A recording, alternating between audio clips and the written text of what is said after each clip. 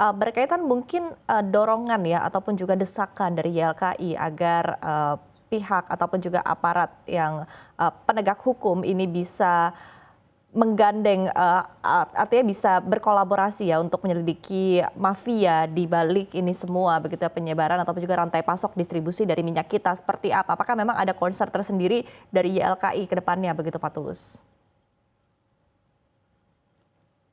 Ya memang kami menilai bahwa persoalan ini tidak bisa dilihat secara perspektif hilir saja ya atau mikro saja, tapi juga harus melebar dalam perspektif makro dalam arti sistem ya.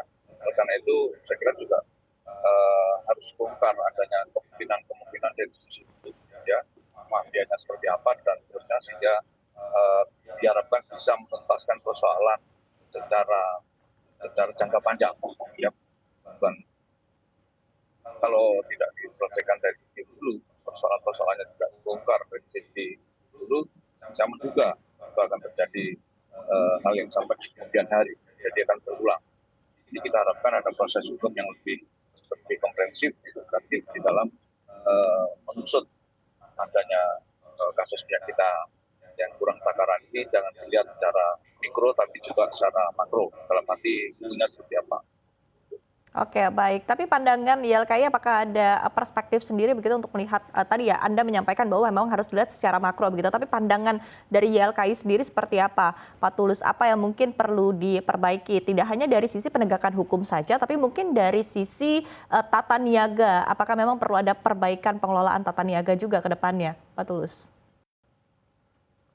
Iya, salah satunya kan ini minyak kita kan untuk golongan menengah bawah ya, karena barang yang subsidi, walaupun subsidinya dari DMO, dari pelaku usaha CPO ya, bukan dari pemerintah. Tapi sebagai barang yang kena subsidi harusnya kan memang diperuntukkan kepada orang yang berhak. Tapi di lapangan kan patut diduga dengan kuat bahwa ini dikonsumsi oleh orang-orang yang tidak berhak, dalam itu orang-orang mampu. Nah, oleh karena itu pemerintah harus mereview mekanisme pemberian subsidi dalam minyak kita ini, sehingga betul-betul lebih tepat sasaran dan dinikmati oleh orang-orang yang memang berhak. Tapi review itu adalah misalnya apakah pemberian kepada barang dalam ini dilekatkan kepada minyak, itu apakah sesuai dengan konsep yang ideal atau tidak. Dalam arti sepanjang subsidinya itu masih diberikan kepada barang, ini barang apapun pasti akan menimbulkan satu distorsi di pasar. Ya, apakah itu BBM ya yang kita gunakan untuk kendaraan pribadi, itu kan seharusnya juga lebih tepat sasaran pada siapa subsidi itu diberikan. Ternyata kan 70% tidak tepat sasaran. Juga gas LPG 3 kg.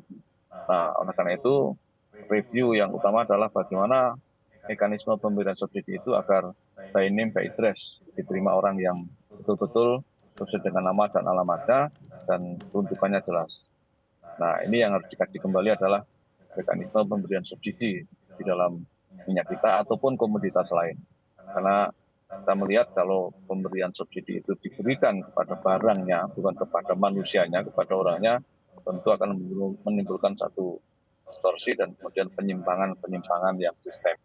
Oke, artinya ini adalah dilematis, yang sama begitu yang dihadapi dengan tadi pemberian subsidi BBM dan lain sebagainya begitu ya. Artinya memang berfokus kepada siapa yang menerima begitu, by name by address, artinya subjektif begitu, subjek penerimanya bukan objeknya begitu ya Pak Tulus. Tapi apakah memang, ini possible dilakukan begitu menurut Anda ke depannya Pak Tulus? Ya, tentu saja possible kalau ada kemauan untuk memperbaiki mekanisme pemberian subsidi ataupun memperbaiki sistem yang ada selama ini, yang kemudian memang berpotensi banyak terjadinya Pak